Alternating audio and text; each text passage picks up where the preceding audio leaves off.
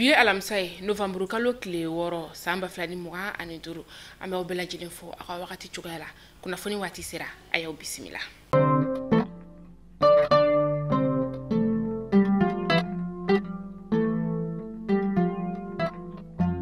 Conseil des ministres ale senfɛ fɛn min ye an ka ministre be ni ale ɲɛsinen bɛ kɛnɛya koɲɛw ma ni o ye colonel Asan Bajalo ye ale ye kɔrɔfɔ dɔw ni ka o da an ka jamana ɲɛma ale kulo kan ni o dɔ de ye ko fɛn min ye dengue bana ye dengue yɛrɛ ye bana min ni sumaya yɛrɛ kɔnɔ kɔgɔlen ko jugu kɔni o do a y'a yira an ka cɛmancɛ fanga jamana ɲɛma la ka fɔ ko bana in kɔni ale bɛ ka cari an ka jamana ale kɔnɔna la o siratigɛ fɛ an ka cɛmancɛ fanga jamana ɲɛma ni o ye général d'armée Asimi Goita ye a y'a yira malien den bɛɛ lajɛlen ko bɛɛ k'i hakili to I yɛrɛ la ka sababuya kɛ dengue bana ye banakisɛ ye bana min ni ale kɔni ka gɛlɛn kosɛbɛ.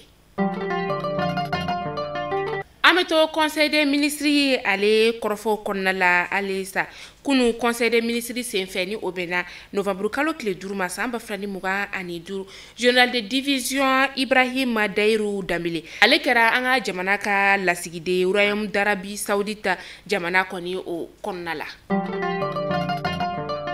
États-Unis jamana bɔra ka foli kɛ an ka jamana denw kɔni ulu ye kɛrɛnkɛrɛnnen sa an ka finitigilakaw ulu kɔni yɔrɔ la fɛn min ye karogɛlɛn diinɛ tigilamaw ulu kɛlɛli ye ni o ye jinimi ye an ka ministre be yen nɔ ni ale ɲɛsinen bɛ an ka jamana ni jamana wɛrɛ koɲabɔ ulu ɲɛnabɔli ma ale ni Christophe Lando ni o y'u ka secrétaire d'état adjoint kɔni o ye ɲɔgɔn kumaɲɔgɔnya min yɛrɛ senfɛ ni u kɔni y'a cari u ka bɔlɔlɔsira ale kana la ni o ye Twitter ye fɛn min ye u ka lasigiden min bɛ an ka jamana ale kɔnɔna la ale fɛnɛ ye kɔrɔfɔ ye ni ka cari a ka Facebook sanfɛ.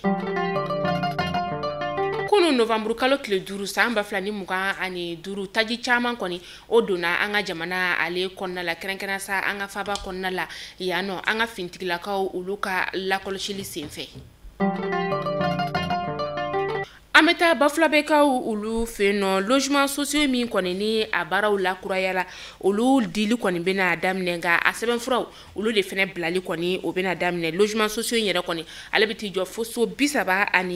la a sɛbɛnfuraw bilali bena daminɛ novembre kalo tile 10 ka taa se décembre kalo tile 9 ma san 2025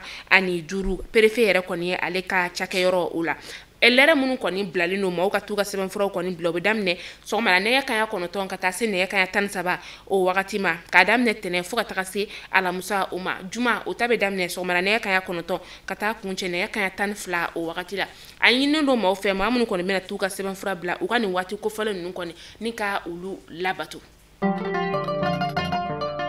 Ameta furukaw ulu feno furu ale filɛ kajolo o lamini na ni wakati na taji kɔni ale sɔngɔ balla ka yɛrɛ dɔgɔkun tɛmɛnen yɛrɛ kɔni o la taji min ni ale litiri bɛ ka feere sɛbɛwari 350 ka taa se sɛbɛwari 550 la maa minnu b'a ta ni k'a feere ulu kelen do ka a gɛlɛya wa u yɛrɛ kɔni tɛ ka taji yɛrɛ kɔni ni ka o ye u ɲɛ la taji feere yɔrɔ minnu kɔni bɛ yen nɔ o caman o datugulen do ni wagati na u ka maire kɔni o y'a yira k'a fɔ ko waliyakuraw olu bɛna taa walasa taji kɔni a bɛ se ka don cogo min na.